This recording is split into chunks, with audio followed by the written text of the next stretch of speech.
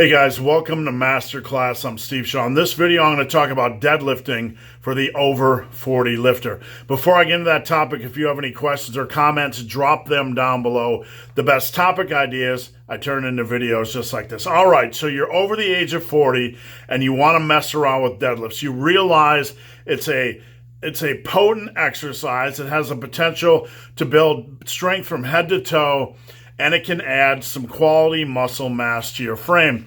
Now, one of the mistakes that over 40 lifters make is that they go in way too deep with deadlifts. They try to do way too much before they have their form down, before they understand the lift, and it's really easy to mess up your lower back, to end up out of the gym for months because of strains, pains, and again, lower back related injuries. So I have 5 tips in this video to help you moderate yourself when it comes to deadlift volume and learning the deadlift.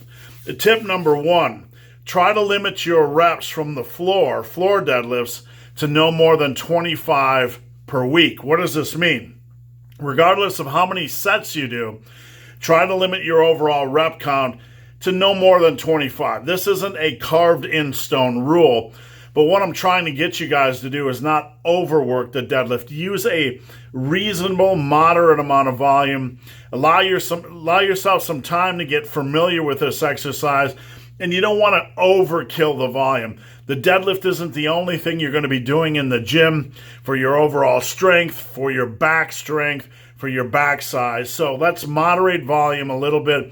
No more than 25 reps from the floor per week. Tip number 2, no more than 8 reps per set. Now, when you're doing a deadlift set, when you get over 8, a lot of times some of the smaller muscle groups are probably going to give up first. What do I mean by this? Well, the deadlift is basically a full body exercise, and you have a lot of muscle groups involved. Now, as a coach, I can tell you the big muscle groups like hamstrings and glutes and quads and lats and your back and your traps, they're all beefy muscle groups.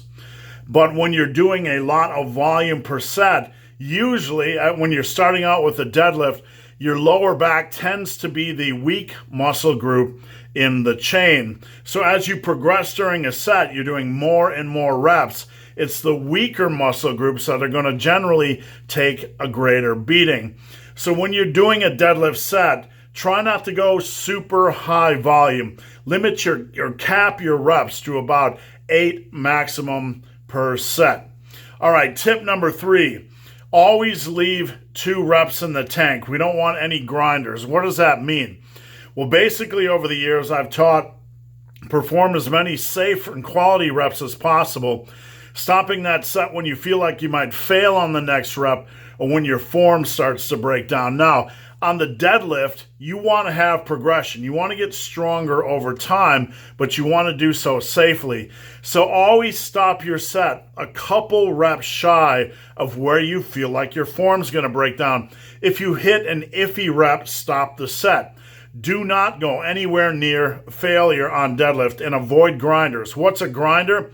A grinder is a rep where you start to lift and then all of a sudden you just feel form go to heck. You feel your lower back starting to round and things are spiraling out of control very, very quickly. All right, tip number 4, alternate variations, deadlift variations, so you're pulling from the floor only every other week. This is an important tip, and this will help reduce cumulative lower back fatigue and allow you to train longer, train safer, longer with the deadlift, that is, without risking injury, train safer, and keep your lower back in a much more healthy condition. So basically what I advocate is doing floor deadlifts one week, and then the next week you could do something like a Romanian deadlift, you could do a power shrug, or you could do block pulls or rack pulls, something off the ground. You could even do hex bar deadlifts with the high handles because that's a little bit more lower back friendly. By alternating variations, floor pulls and a deadlift variation off the floor like hex bars or rack pulls or even power shrugs, you're going to Again, you're going to reduce cumulative lower back fatigue. And when you come back to the deadlift in 2 weeks, you're going to feel pretty darn good and ready to attack. All right, tip number five, form first, then weight. I can't stress this enough. Take time to learn your form. Seek out a good coach. If you need help, you can reach out to me. I'd be glad to help you. You can send me your videos on Instagram, Eben the Barman.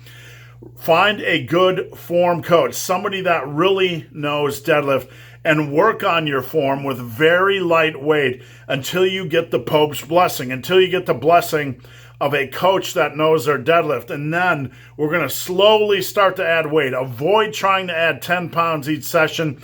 Add 5 pounds when you're ready for it, and continually video your form and have somebody check your deadlift form.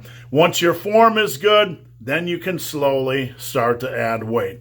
So guys, hope this video has been of some help. If you have any questions or comments, drop them down below. If you made it this far in this video and have yet to subscribe to my channel, please do. I'd appreciate the support. So guys, as always, thanks for watching. Have a great day.